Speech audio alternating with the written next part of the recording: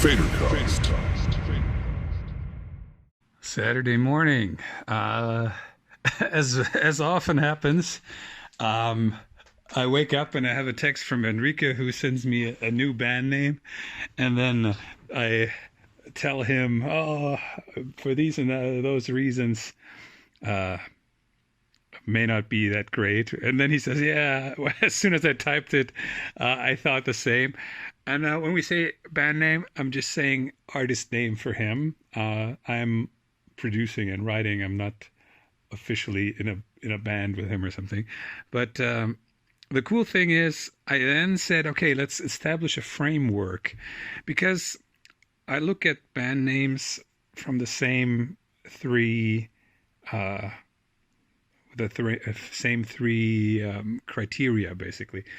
The first thing is, does it sound cool? If your artist name is Jarek Kryzhivoy or something, that might be really cool in Russia or in the Czech Republic or whatever, but not for most people in the world. So there are some things. If you take things like Coca-Cola, that's a name. Of course, it's a soft drink, but it's a name that flows. Same thing with Marilyn Manson. And I'm not saying you have to use similar vowels, but these are names that sound much better than, uh, some strange thing that nobody can pronounce. Then the second thing is, does the name represent what the artist stands for? And what the character of the artist is. And I explained to Enrique that I have a very long history of that being completely misunderstood, because Faderhead is widely believed to be a name that represents my hair. I don't know. That's what people seem to think, especially Germans, because they don't get the idea that the fader is like something on a mixing desk, and that a faderhead is a guy who loves to produce music and loves to, create sound. They didn't get that idea at all. Luckily, the name itself sounds good. But yeah, so the second thing to look at with an artist name that you choose is, does it represent what you stand for? And what was the third thing? There was a third thing that I can't think of right now. Huh. I don't know. There was a third thing. So I told him the three things, and he said, "Oh yes, that makes a lot of sense." And I think, this is the job of a producer. I'm not only there to make a beat, but I'm also there to help the artist find what they're actually looking for. And I'm not telling him you have to do this or that. I'm just saying, okay, for this and that reason, I don't think that's your best choice. Maybe look at this problem, whatever the problem is, look at it under these, what do you call that? These frameworky questions. And then I sent him a beat that I had made, and it was just a tiny little beat. And I just said, I really think this would be cool. And now it's 2 hours later, and he already sent me back a very, very cool vocal. Like, I love it. Just got it on a simple little M4A voice message thing, quick recording. There's like tons of notes there that don't fit, but the whole thing is really, really cool. And I'm saying this right now because this is, in my view, this is what production should be like. You give some inspiration to the artist sits down and comes back with something that works, let's say, really, really, really well, about 50%, and then it doesn't work that well on the other side. And then you go back and say, okay, I love this, and at the end, let me work on the beat to make it fit, and let me work on your vocal to make it fit. And then I send him the demo, and he says, oh, what about if we change this and that? This is how good collaboration works, but it requires that both people are actually, first of all, working in the same direction, same goal, and also they're open to changing what they had in mind in the first place, or to evolve that.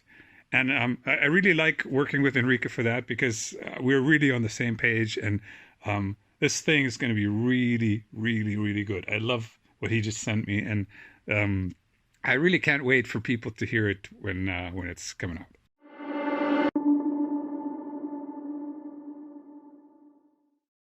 Oh, now I remember.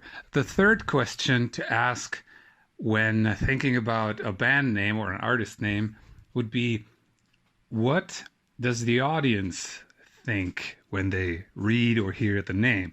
So if you call yourself um, I don't know, Funky Little Bears, and you make dark black metal industrial, then your audience might get the idea that you are not very serious about your dark black metal industrial. If you call yourself Evil Vampires of Doom and you make really happy uh, blues rock or something like that, then the audience might, get a weird idea, but maybe it's irony, whatever. If it's more consistent than that, then it's more easy for the audience to latch on to what you're actually doing. I'm not saying you have to do that. I'm just saying if you don't want to make it necessarily much harder for you to, gain an audience, why don't you pick a band name that sounds good, that represents yourself as a character, and that also makes the audience understand what it actually is that that you represent, and that they feel it when they read or hear the name. That was the three questions to ask yourself when you come up with an artist name. FaderCast. Monday, 12:15 at noon. I am waiting for Elena, Kid Moxie, to come to my studio for the second day and to work on the second song. We did one song yesterday, and that went really, really well. I was very happy, very surprised also how easygoing she is, how professional she is, how many good ideas she has, or how much we sync up with ideas. It was very, very, very comfortable collaboration. And last night we met with Eric, and who is working for her publishing company. So we had dinner with him. And today is day 2, and we'll see what's going to happen. Got a few song ideas prepared for her, so we shall see what we can come up with, and if we can make it good. And today the weather is great, so I'll be wearing my shorty shorts. Pink G-string for my studio. You know how we do.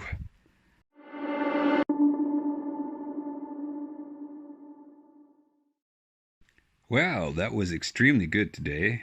It's now 9:30 on Monday, and we worked from 1 o'clock till now. At first, we did something completely different because Elena still had a project that needed to get sent out to the agent to send it to something else, and something wasn't right with the mixes, so we fixed them here. And then we started working on song number 2, which ended up being crazy good. I'm like very, very happy with that song. And yesterday's song was already strong, but this one's even stronger. And Elena and I get along really well, really well. And yeah, we're gonna have some beer tomorrow, and then I hope we continue working long distance, or maybe every now and then meet up and do some work. But this was a great 2 days, I have to say, really good.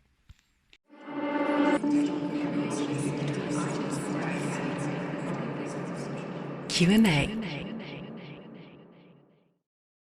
Q&A is a new segment where I answer your questions, as the title says. So if you have any questions, please email me at contact@faderhead.com, or leave them as a DM or a comment on my socials. You can also leave a voice message on anchor.fm/FaderCast, which is the page for this podcast. And to make it a little more interesting, I asked my very lovely assistant, Devanka, who owns the great voice that says FaderCast, in between the different segments, I asked her to read the questions. So let's get to it. Astrostab is asking, where do you get inspiration for your music? Where do I get inspiration for my music from? That's the age-old question. Inspiration always comes from everywhere. And I know this is a cop-out answer because that doesn't really help people who ask where the inspiration comes from, but that's actually the truth. Um, how do I explain this? Usually, people who ask this, I don't know the person who's asking this, so I can't say that this is true for them. But usually, people who ask, where do you get inspiration from? They have the problem that whenever they try to do something creative, they don't come up with any ideas. And I'm exactly the same. Probably every artist in the world is exactly the same. Doesn't matter what. If you sit down to paint a great painting, it's very unlikely that you will come up with some inspiration. If you're sitting down to write a great novel or a great story or a great movie script, it's very unlikely that you will sit down and come up with something great. If you want to write like a great song, chances are very, very low that you can actually come up with something great there on the spot. So with that said, like this week, Elena Kid Moxie was here, and we sat down twice specifically to write good songs, and we did. How does that work? It works by not waiting for the point where you sit down to write. So people who know me know this very well. Whenever I hear an interesting line or title or lyric or anything, I just pull out my phone immediately. I stop my conversation, say, oh, sorry, I have to write this down, and then I write it down. And obviously, I make a lot of music, so when I sit down to make music and I have an idea, I'll just save that idea. And if that inspiration came on a Monday morning at 11, then that's when the inspiration came. But when I sit down, for example, now this week with Elena, I have a bunch of ideas that I already had that I can present to her, and then we start working on lyrics and working on melodies and stuff like that. So inspiration comes literally from everything there is. If you hear an interesting sentence said in a movie, write it down. If you see a sign of something that is interesting, write down the idea, take a photo of it, whatever. And I've been doing this for so long, the writing down stuff, like literally for 20 years. But when smartphones came up, I don't know when I had my first smartphone, like late in the 2008, 7, something like 9, I don't know. I started categorizing that. So I had apps, and now I use Google Keep, where I have little folders, let's say. One is for German lyrics, one is for German titles. So I categorize that in that. One is for English lyrics, one is for English titles. And then each of these is, again, subcategorized into dark lyrics, aggressive lyrics, fun lyrics. So whenever I have an idea, let's say that's a funny summary lyric idea, whatever, maybe because a friend of mine, maybe Devanka, who asked this question for this podcast, maybe she says something funny and I write it down, and then maybe later I use it. I don't know. It can happen like that. Maybe it'll never get used, but hard disk space is free these days, and it's much better to write it down than not to write it down. Don't wait for inspiration to strike when you think you want to write something good. You have to write things down all the time when they come into your head, and then you make something out of this huge list of things, this huge collection of things that you have, hopefully in your phone or on your computer or in a notebook or wherever. Some people just sing stuff into little dictaphones. So whatever works for you, do that, but don't hope for inspiration to strike, because it never will. FaderCast. Tuesday, 11 o'clock. I'm aware that this is supposed to be updates about making the new album, but so far I'm not doing a lot of that. So Here's another update about what I'm doing today, which is editing vocals that we recorded yesterday and then making at least one demo out of the second Kid Moxie track that we recorded yesterday. And because I want to send it to, first of all, Elena and also her publishing company who set up all the collaboration between her and myself. Um, so they have a demo. And then I do a Patreon mentoring Zoom call, which is going to be fun. New person, will be very interesting. Then I go to a rehearsal and probably until, I don't know, 6 or 7. And then I meet up with Elena again and with Eric and possibly Nino D'Angelo, very famous German singer from the 80s who just worked with Chris Harms on his last album. And I did a remix for that got kind of buried by Sony later. For some reason, they just didn't use it, which happens, so no big deal. So we're probably going to have some beers till later tonight. And yeah, probably going to get to bed late. Should be a good day.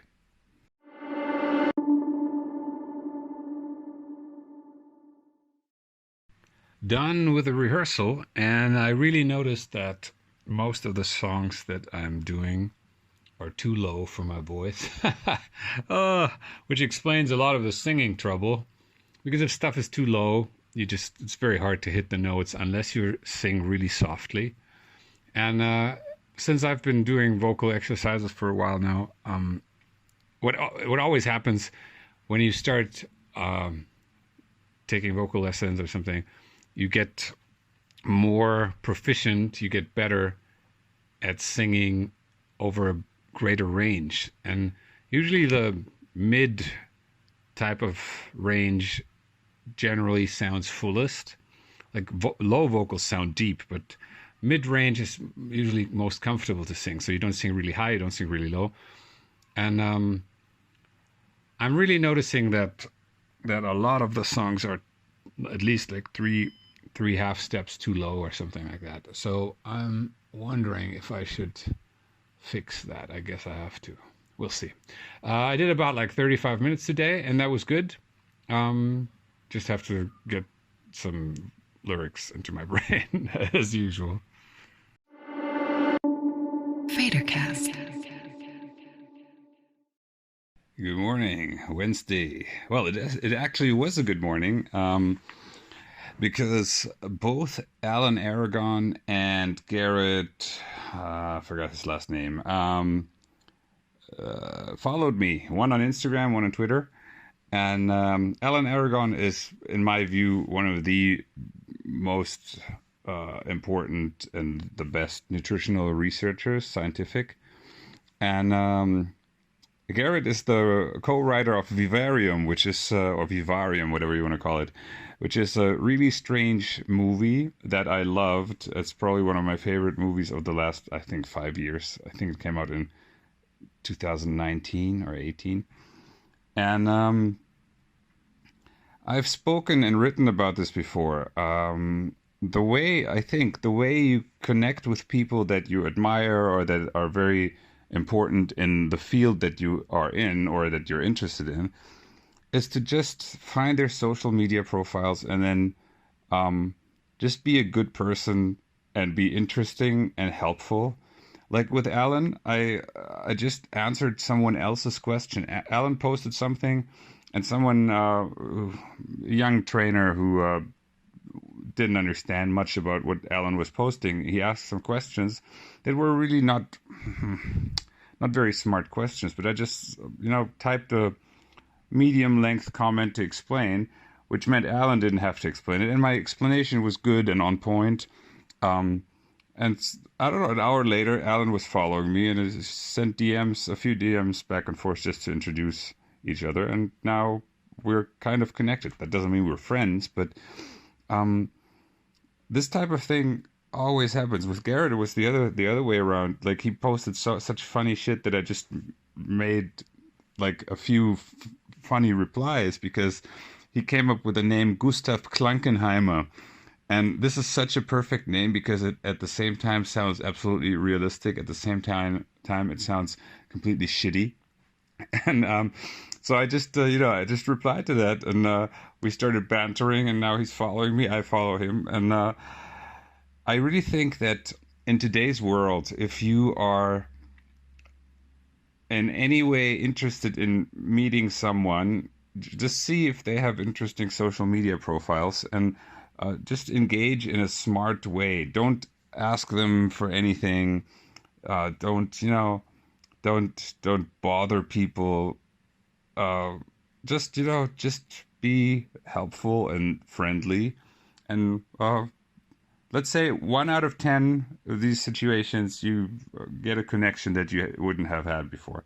Not all the time. 10% would be a great, would be a great thing, because you're not generally doing it for the connection. You're just doing it because it's interesting and fun. And the thing is, if it's interesting and fun, you will have interesting and valuable things to say. If you go towards this with with a what can I get out of this mindset, then probably it won't happen like that. Yeah, that was a good morning today, and a funny morning, because I laughed a lot about Garrett's funny tweets, and I'm off to rehearsal now.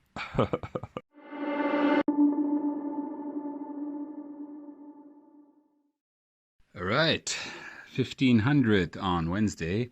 I just did another rehearsal, and interestingly, I got along much better with the keys and the lowness of the tracks. So I guess it's just a matter of practice. Surprise, surprise. Since I rehearsed yesterday and today, I chose mostly melodic tracks today, just to give my voice a little break from the yelling. And I did quite a long rehearsal today because melodic tracks weren't a problem. It was easy to sing. And so I did, I think, an hour, hour 15, which is good. Yeah, it went pretty well. Even stuff like Houston or Champagne and Real Pain with heavier vocals sounded quite nice. But I did feel that doing more than 2 or maybe 3, I don't remember, with some screaming in there would have been a little too much at this point. Obviously, it won't be a problem in like 4 weeks, but yeah, went well today. FaderCast. Today is one of these days where, I don't know, nothing works. I've been trying to take apart one of the recent projects that I did so we can play one of the songs live in a month. And I was really looking forward to it because that song would really work live. And now I can open the project, but I can't run it. So for about, I don't know, 4 hours now, yesterday 2 and today almost 2, I basically spent my time trying to, get the project to run and not stall the whole thing. This is probably the first time in I don't know how many years that this has happened. And this is really the reason. I was gonna say, this is really the reason why you make stems of your work. And I just saw I made stems of my work. Amazing. I didn't see the folder. I was like, oh, this was maybe one of the projects where I didn't do it or something, but I did. So that's perfect. I'm very happy with myself. I'll still see and if I can get the project to run, but if that doesn't happen within the next 20 minutes or something, I'll just make it out of stems. It will sound fine for live. Make stems. FaderCast.